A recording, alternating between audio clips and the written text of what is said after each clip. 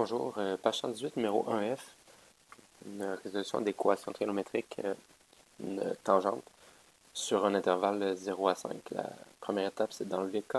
On divise par A, on enlève la tangente, on arc tangente. Par la suite, on va utiliser le cercle trigonométrique pour trouver la valeur exacte. On va diviser par 3pi, puis on va ajouter, on va soustraire ici.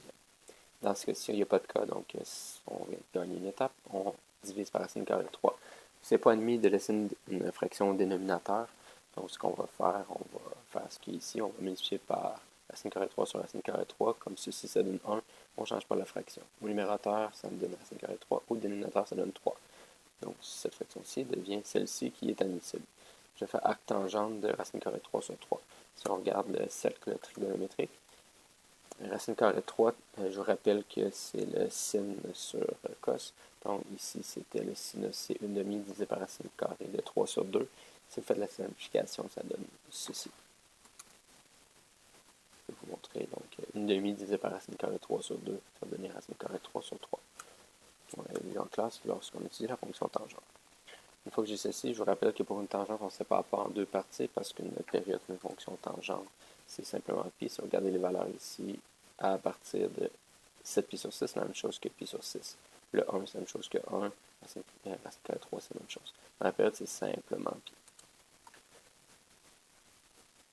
Ici, ça me donne pi sur 6 plus pi n tel qu'un est élément des entiers. Je divise par 3pi, donc le pi va se simplifier. Ici, ça donne des 18e. Ici, je divise par 3pi, donc les pi simplifiés vont rester 1 tiers. Je tiens ceci. Il va me rester à soustraire. Je n'ai pas de dénominateur commun, donc un sin, c'est la même chose que 3 18e. 1 moins 3, ça va me donner moins 2 18e.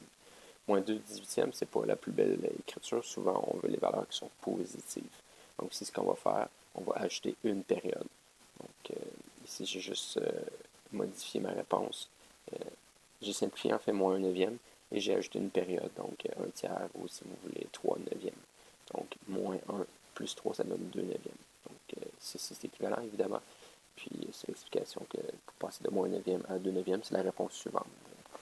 Une période plus loin.